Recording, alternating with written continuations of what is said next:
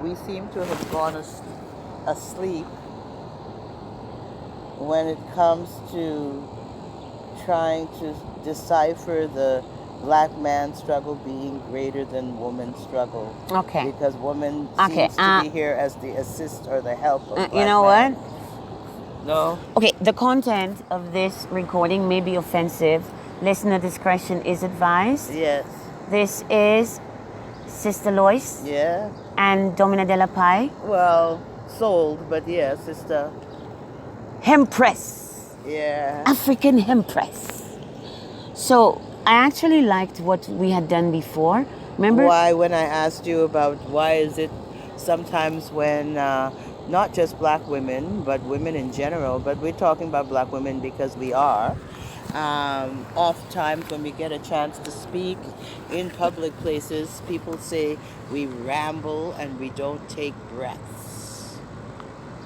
Why do you think that is? I know I have personal feelings, but I'd like your opinion. Having been, so many of us having been traumatized, Yes. something about your memory is impaired. Ah. So you remember in bits. Yes, and blurts. Exactly. And you're sidetracked often. So when you think about it, you jump on it. And then you go on it. But it's easy to get sidetracked. And also, when you do get sidetracked, it may seem to be not an intellectual segue to someone who's trying to listen from a strictly thinking point of view. But oftentimes, the survivor has feeling memory. And so that recollection can transfer like across decades, across continents, across all kinds of lines that someone will say, oh my God, how did you get here? But they know. And if you really paid attention to who feels it, knows it, you'll recognize that some of the things they're blurting that may seem like nonsensical actually all tie up. You're like, Yeah. oh, It's linked, yeah. There's a red thread to what she's saying, or, you know? But I think most people are conditioned to have the radio experience, which is structure.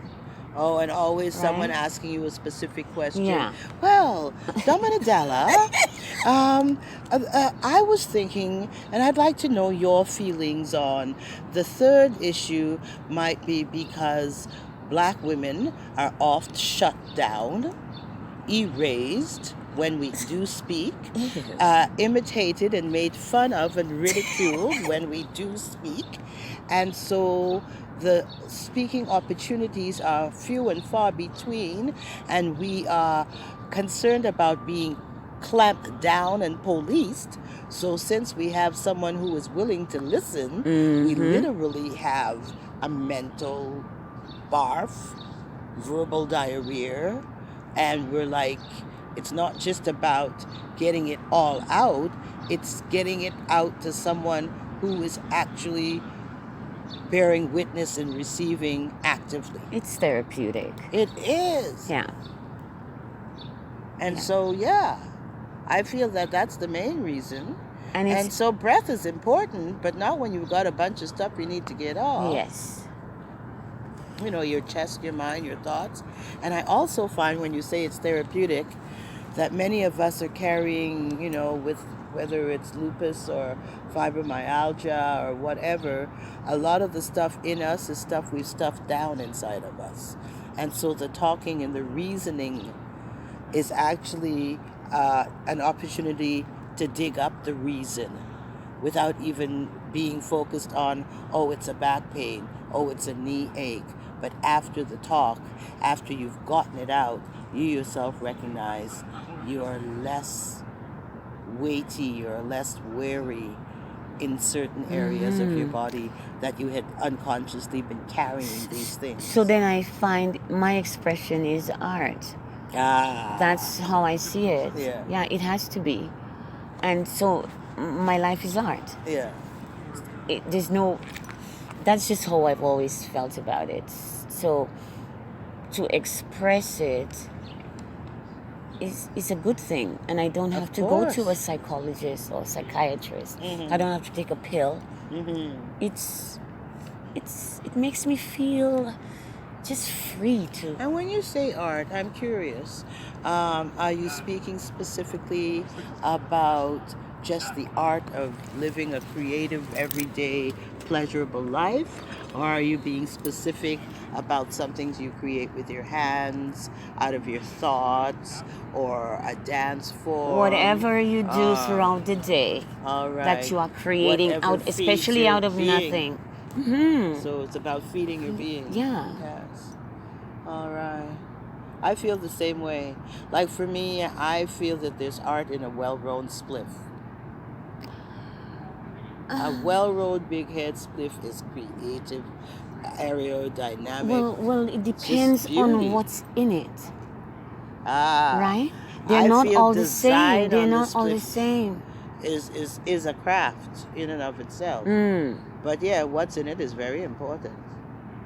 These days, I find more people are recognizing that adding mullein and dandelion roots and even violet leaves and rosemary. You know what? And hyssop, give me a break. And you know all what? of these things, they actually are good for you. Yes. They're expectorants, yeah. Yes, but it seems that people just keep going for the next and the next, and like they just can't get enough. Like they're looking for something. Well, I feel part of it is because they no longer want to blend with tobacco. And it's way too expensive to be as idle as you'd like to be. Have you heard of We're not really mugwort? growing our own. Mugwort, I do know about mugwort. I tried that. Yeah. I liked it, but it made me feel sleepy. Too sleepy. It has that every time I had dampening quality. I just wanted to go take a nap. Have you noticed how mugwort actually feels like it feels furry? Yes, what's that about? It's like, weird. It feels like a warm fuzzy, and it makes you want to be like it's all like I warm cut and up a fuzzy. sweater. It was weird. Yeah, it's the funniest stuff. So I tried, and I think it also gave me headache. Oh, okay. I don't remember getting that side So effect. that's my concern about smoking all these different things. How they affect especially my lung function. Yeah. With this lupus. Yeah, you I have to be mindful. I think I got to do edibles. Yeah. More than smoke. Okay. I like smoke, but I gotta eat. The thing about edibles is people get carried away. I don't think everyone they don't know how to the dose. science They don't dosage. listen. They don't understand the science of dosage. I didn't listen on more than one occasion. Even the cops. Did you hear about the cops? I know. Oh my God. Oh, that they case called came up 911. already. They called 911. Yeah, they needed help. They couldn't hold up. Okay? No, you don't do that. And I think they had some gummy bears or something. Shit. No. So what I've learned is you have that little piece. You give yourself the time. An hour later, how do you feel? Right? You check again. Exactly. But you don't just, like I ate, it's also the taste. It was too tasty. Don't make it so tasty. Don't make it, you know what I mean? No, it has to be tasty because it's medicine. Not like that. A spoonful of sugar makes the medicine but that's go down. that's what happens. People want more. Well, I think what's been going on is that people are practicing a lot more gluten-free, and it feels that a lot of the gluten-free flours don't do really well in savory dishes, but they do well in sweet things. So that when you're trying to make the gluten-free plus the lifted, cannabis-infused food, you go for sweet. It's just a easier marriage. Yeah. The carbonoids married to the fats, and you understand. Savories don't carry the same kind of things. It doesn't translate as well. Though I've used it in soups, like I use hemp butters in soups and whatnot. That guy we were talking about, he would give me a separate just for tea. Nice. We'd call it shake. The shake. And I would have. It was nice mellowing. Yeah. But it depends. I like to, when I smoke, I like to do stuff. I don't want to feel. Well, you know what? It depends on the time and place. Yeah, I was just gonna say. Right? But there are times. So let's say it's time to work or time to go out to do things. Yeah. I don't want to be fucking high. I may, but it's a kind of high. I've discovered. Again, I right? like the way that we now have access to a lot of hybrids. And we hybrids. We have access to hybrid resins too. So you can get yourself indica base to kill the pain, but still have that sativa lightness so you can go out and do what you got to do. Some of the cannabis flowers now, you can specifically get, I just want euphoria and focus. You know? I love that. I love that. I'm interested in painkiller and sleep. And usually there's about 6 or 7 things each flower top might do, but you can be try to get strains that are specific to your personal needs. And back in the day, yes, weed was probably stronger in some ways and less complicated in some ways, but you certainly didn't have this kind of choice. This stronger in some ways. Stronger in some ways. Because here's the thing now. They have what I would say the white boys. They're doing their hydroponics. And they're doing some chemicals. Oh, they got this thing called green crack. Will fuck you up. And that's why I don't want to smoke what these kids are smoking. I've been careful. You try to find people who are still growing in earth and organic. Thank you. You know? Yeah. And using seeds that are regenerative. I don't even buy seedless grapes. No. Seeded grapes is what I seeded everything. I have a problem with fruit with no seeds. So I'm the same way with my cannabis. Yeah. I don't want they don't want to deal with they don't want to deal with seeds. No, that's ridiculous. Yeah. That's how this planet was. They wrote it in their own book. After every seed-bearing herb after its kind. Yeah. You can't write the book and then want to say you're not keeping the rules of your own book. Fuck off. Yeah. I mean, Bob Marley, Robert Nesta said, we don't have to fulfill the book. And I like to sing, it's time to write your own book. Thank you. But at the same time, we got to recognize books that have been written that have they've dominated and exploited globally through these books. These are the tenets, the dogmas by which they've ruled us. When you go to university and you have a head full of those books, you feel a sense of superiority. I don't know if that's true. Oh, yes, they do. No, it's not true. I'll tell you something. When I first came to Toronto, I encountered a lot of people who tried to treat me differently. They would introduce me to people as an intellectual just because they'd known I'd gone to school. But when they realized I was down to earth, they were no longer interested in being my friends. And occasionally they said, wait. The same people who had first called me an intellectual started saying, that's Babylon education. It's only to mess with your head and make you hate yourself.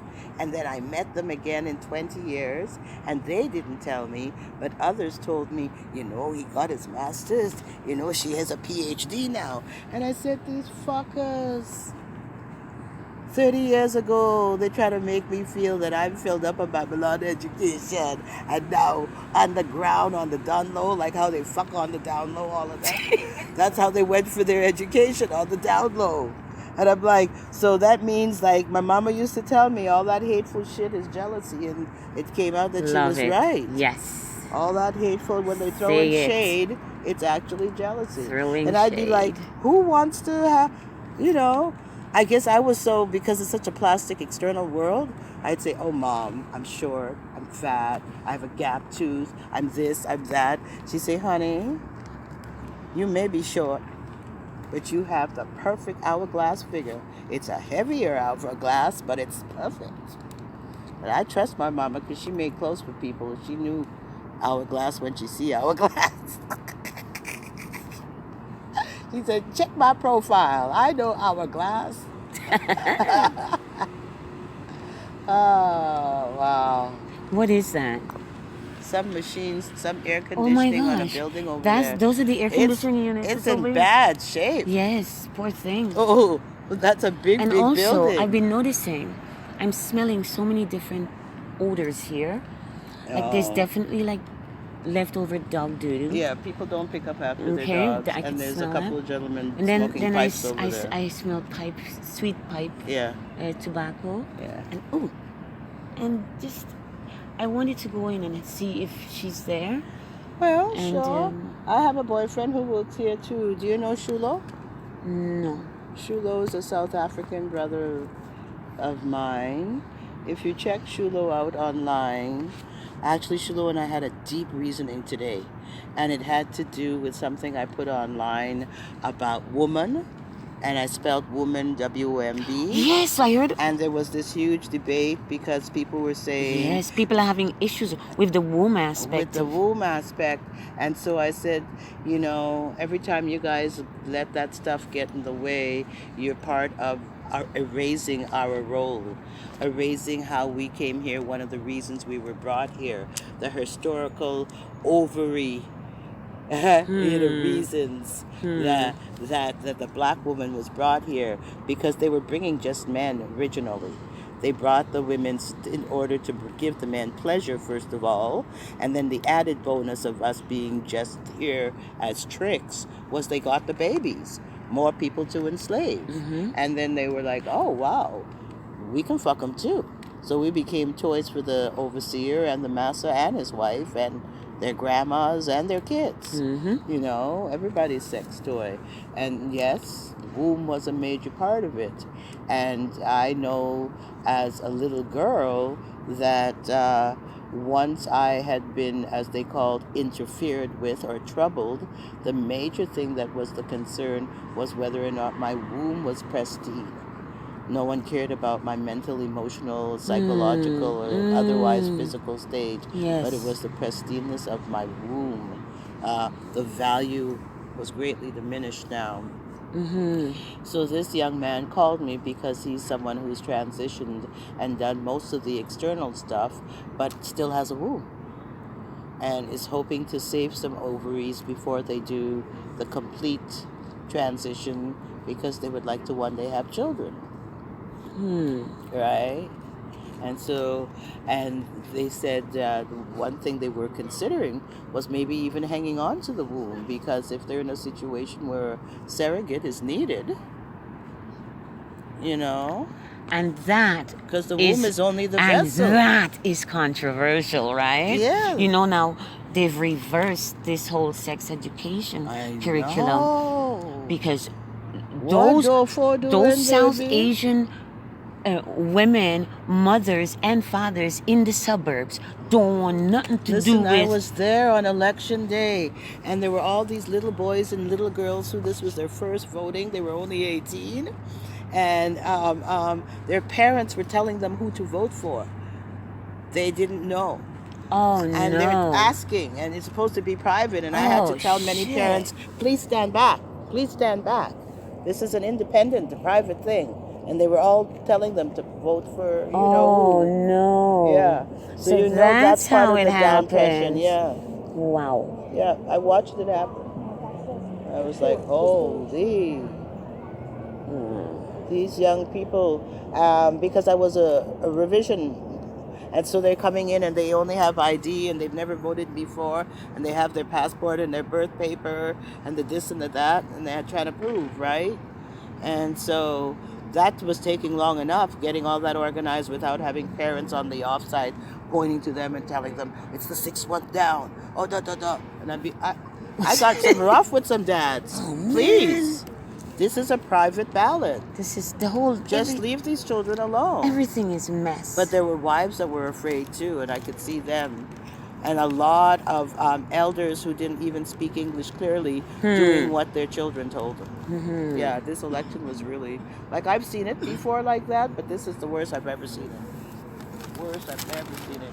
I was like, wow. So I've worked federal, municipal, provincial. And seeing it as it is, how do you feel about the process and being a part of it? Well, You know how they say behind every good man is a good woman? I think behind every bad choice made by a good woman and a good child is an ignorant man. That's how I feel. Because that's what I saw. And it seems that ignorant men are bullies. Of course. Well, every one of them, you could see the women with certain kind of clothes on a hot, sweltering day, just trying to be covered, and it didn't matter that she was covered because the way they were grabbed, you know, not taking your hand by the fingers, but by the wrist or just below the above the elbow. Like, those are sensitive spots. When you grab someone there, you're trying to, like, you know, like visually impaired people this say, is what "Take me happened here." with the woman, Right? when she asked me to help her to climb just one stair, right? 1-2 steps into the house. Okay. So I gave her one hand, and then the second hand, and like this. Yeah. And her son, he just happened to be sitting there watching the game, and I realized he was looking, and I was like, holy crap. I think, because usually what she wants to do is hold me, and that's why my wrist, when it hurts when I'm around her. Yeah. It hurts because she just holds on to me so hard. So now I have to do it this way, because thank you. Yeah.